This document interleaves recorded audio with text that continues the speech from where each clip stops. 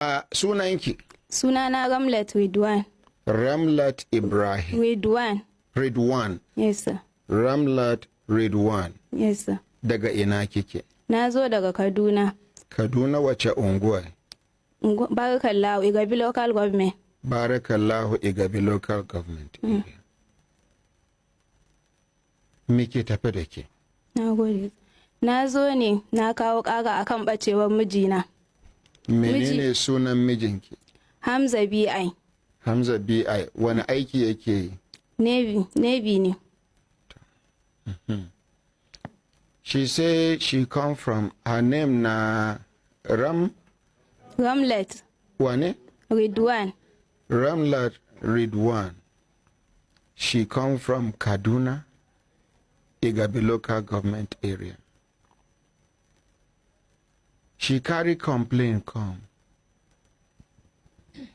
because of her husband will miss. Wani aiki yake yi? Navy. She say na Navy EB. Ba mu labari. Mijina ya kasance yana aiki da Nigerian Navy tsawon shekara 13.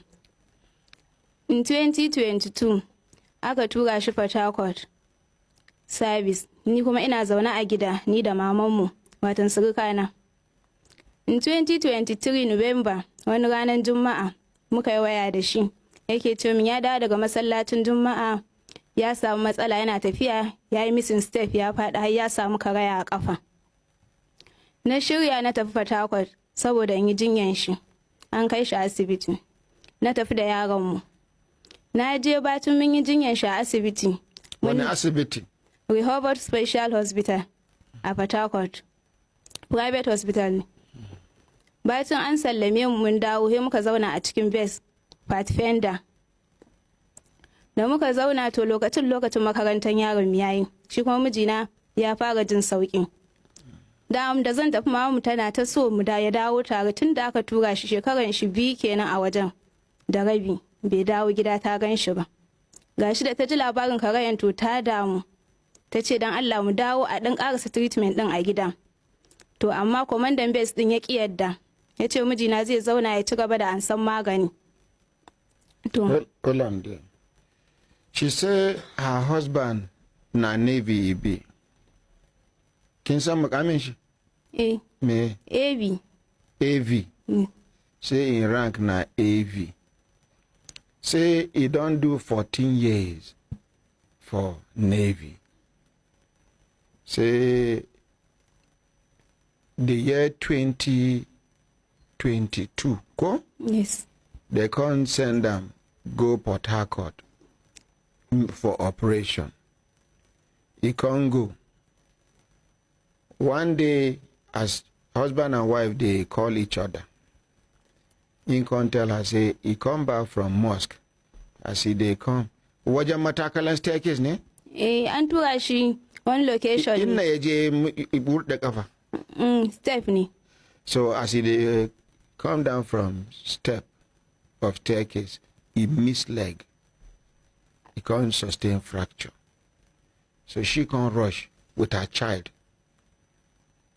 Go Port Harcourt. She said the name of the hospital na Rehoboth Special Hospital. For Port Harcourt. She said a private hospital. They can't stay with them. When the leg done, they go. Are you discharging insulin? I can't discharge him. Now, they live with her mother-in-law, the mother of her husband. The mother can't say whether he will come Kaduna to complete the treatment because for like 2 years plus, she know where they post time, she knows set her eyes on her. But according to the wife, she said the commander, the commander talk say no, say he must complete the treatment there. So now there she stopped. Say yes. Bayan ya ce ba zai bar shi mu tafi gida ba, zai zauna ya ci gaba da magani a nan, sai muka dawo gida ni da yaro na. Da muka dawo gida muka ci gaba da waya da shi ko da yaushe kusan sau 3 a rana saboda yana zaune baya aiki. To, Shekara nawa? wata 3 da dawowanmu. Sai wata rana ina ta kiran shi ranar sati, don na tashi ranar na ga bai kira ni ba. Na ce yau lafiya bai kira ni ba, ina ta kiran shi. Wayan yana ringin amma ba a ɗauka. Har dare ina ta kiran wayan shi, wayan na shiga amma ba a fike. Kuma bai taɓa min haka ba. Ina kiran shi zai ɗauka ko kuma yana ganin miss call ɗina zai kira, hankali na ya tashi ni kaɗai a ɗakin. Ranar ban iya yin bacci ba. Da sassafe ni ƙara kiran wayan yana ringin ba a ɗauka ba. Safiya na yi sai na kira nebo ɗinmu a can Fatakwat ɗin. Na ce mai dan Allah Sunan shi?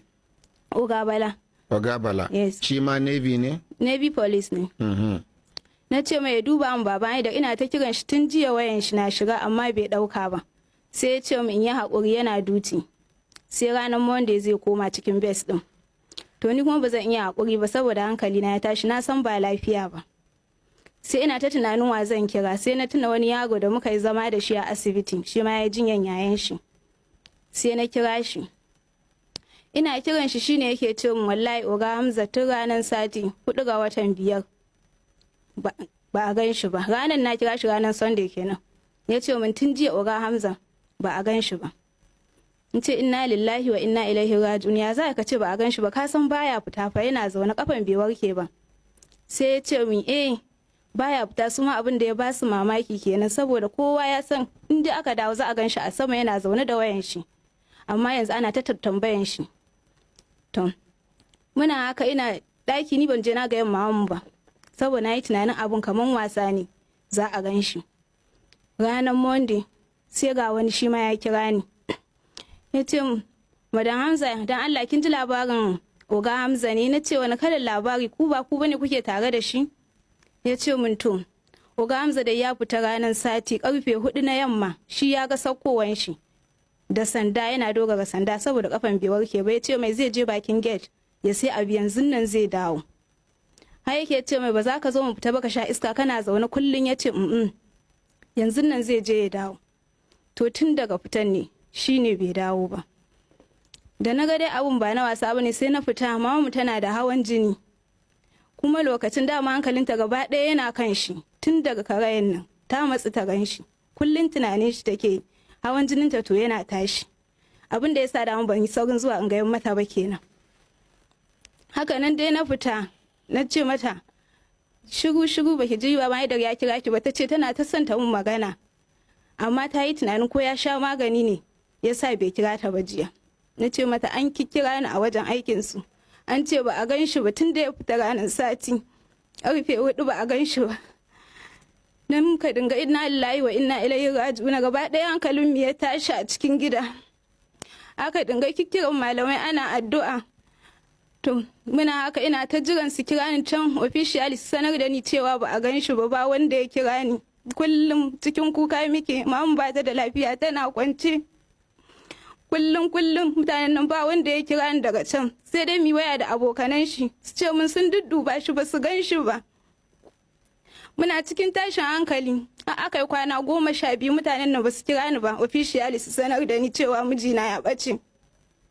Na gaji ranar na ce ni dai zan taho. Sai yayanmu babban yayan ya ce mu tafi tare. Muka shirya muka taho. Muna zuwa yaro na da yake na je jinya da shi, ya saba da shi sosai. Ya ruga da gudu yana dadi mun zo.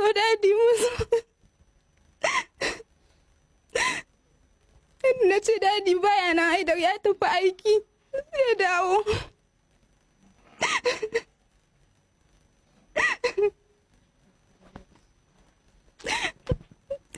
Haka muka buɗe ɗakin muka shiga, komai nashi na ɗakin har maganin shi komai. Hatta fawa bak ɗin shi kamar zan gan shi a cikin ɗakin nan amma baya nan. Muka ajiye kaya ko zama ba mi ba, muka tafi detective quarters. Muka je detective quarters na regulating officer ɗin Igwe. Na ce mai na zo complain akan mijina, ina ta kiran shi wayan shi. Yau na manta ban ga maka ba, kwana 2 da kiran wayan ya zo ya mutu. Ina ta kiran wayan mijina wayan shi a kashe, ba ku kira ni kun mun magana ba. Me yake faruwa da mijina? Ya ce wa in yi haƙuri sun san da magana. suna bincike suna bincike akan shi amma ba su binciko komai ba. Lokacin kwanan shi 12 amma wai suna bincike ko kaɗan ba su san komai akan abun ba. Na ce mai to ina son ga kwamandan saboda mijina escort ɗin kwamandan ne. Na ce ina son in gan shi, ya gaya min wani hali mijina yake ciki. Mutumin da kafan shi akwai karaya, wata 6 ya yi fama da karayan nan ya samu ya fara jin sauki kenan muna ta murna. Ya fara taka kafan sannan ya zace ba a gan shi ba kuma ba inda yake zuwa ba shi da abokanai. Inda ya da ya samu wayan shi shikenan sai dai mu dinga waya da shi. Ya ce min to zai wa kwamandan magana. Haka muka zauna kwana 5 a cikin base din nan kullum ina ta yawo a cikin base din nan amma an ki haɗa ni da komanda.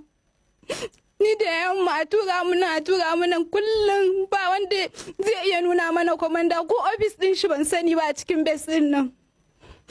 Ranar da muka yi kwana 5 ranar kwana 17 da ɓacewar mijina. Mun fito daga regulating ofis din. Kawai sai na ga motocin kwamanda a kan titi ranar ma na je ina ta kuka ni da yaro na da yamma akan mun gane dai ba sa son su haɗa mu da kwamandan sai dai wai mu tafi haka gida ba mu ga kowa ba. Ni kuma na ce ba zan je ko ina ba shine kawai sai na ga motoci suna tahowa akan titi ina ɗaga kai na ga motan kwamandan ne. Haka na tafi da gudu na je na sha kan titin motar nan na ce sai dai ya taka ni amma sai ya fito ya gaya min ina mijina yake ciki. Na dinga kuka a wajen nan amma kwamandan nan bai fito daga mota ba ina ta roƙon shi ya fito ya gaya min ni ce mata Hamza na zo daga Kaduna ya gaya min ina mijina yake me yawa mijina ya aka na zo ba zai ma iya gaya min cewa wani hali yake ciki ba. Kwamandan nan bai fito daga mota ba. Na je bakin gilas ɗin shi ina ce mai dan Allah ya fito ya gaya min ina mijina yake. Haka ya zage gilas ya ce wani kalan hauka nake mai a cikin dan wajajen. Ya kulle gilas din shi. Ya sa suka ja ni akan titin nan suka ɗauke ni. Suka ɗauke ni da kan titin nan suka wuce. Muna tsaye a wajen ina ta kuka ni da yaro na da yamu yana bani haƙuri. Muka koma ɗakin mijina muka zauna. Sai ga wani mota daga baya wai ya zo. Wai kwamanda ya ce mu zo. Da muka je ofis ɗin kwamandan suka fara faɗa wai akan me zan tsaya musu akan titi ai da sun harbe ni ko sun taka ni da motan. Ta ce mai yaya haƙuri ni mijina nake nema na zo ina neman shi amma an ƙi saurara na an ce wai sai dai in koma gida. Ga mamanmu tana gida dama a gida an ɗaga mata hankali an ce mata sun kashe mata yaro. Ga hawan jini ita gaɗai muke da shi. Tun da muka zo take ta kira tana mana magana cewa mun gan shi muka ce mata ba mu gan shi ba ko sauraron mu ba su ba. To shine kuma da yan ce wai aiwa ya gaya mun ba sa aiki suna abin da ya kamata akan mijina za su fito min da mijina. Amma na zo ina musu wannan hauka a cikin base. Me ya sunan kwamandan? DOC Ibo.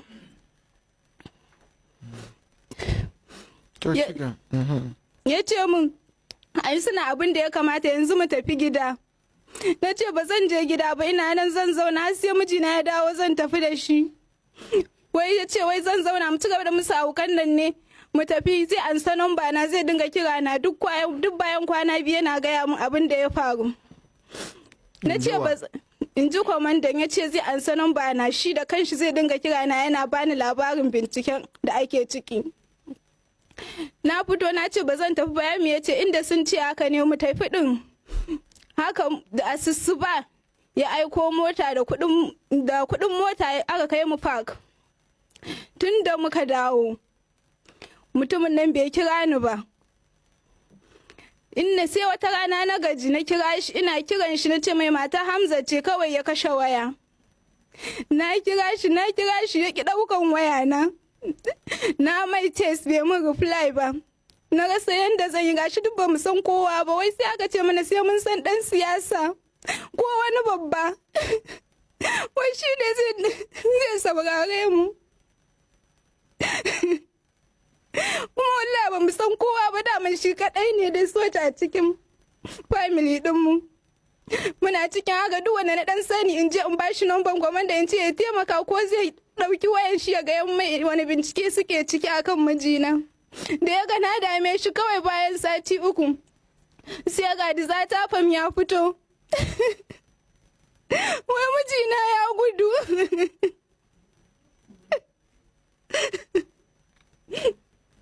Wai sun sa ya gudu a cikin aikin soja, mutumin da ya shekara 13 yana aiki.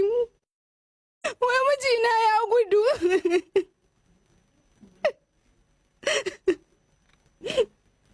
Wai sun sa ya gudu a cikin aikin soja, mutumin da ya shekara 13 yana aiki.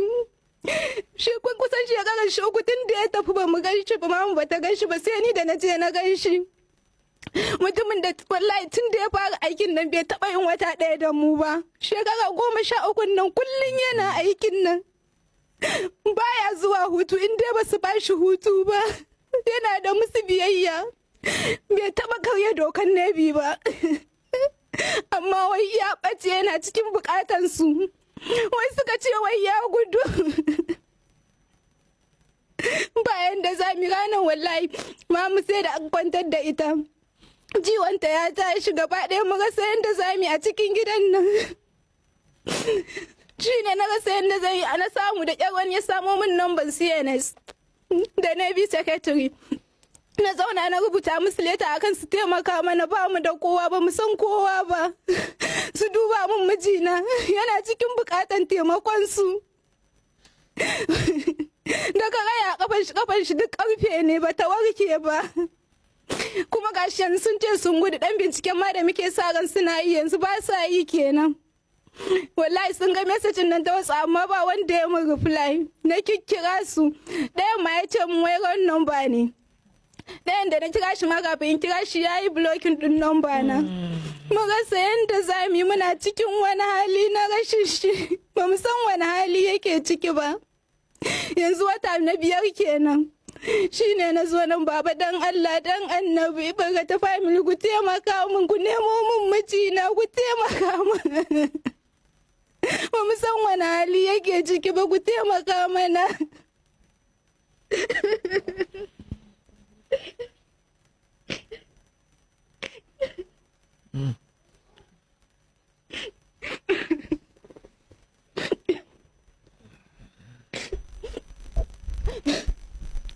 I don't know whether somebody could help me translate within she talk.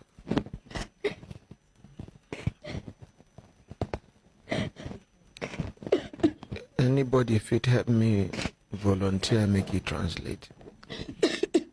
Okay, make I try.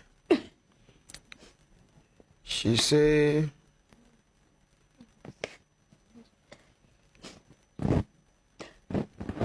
after the husband friends don't call and tell him say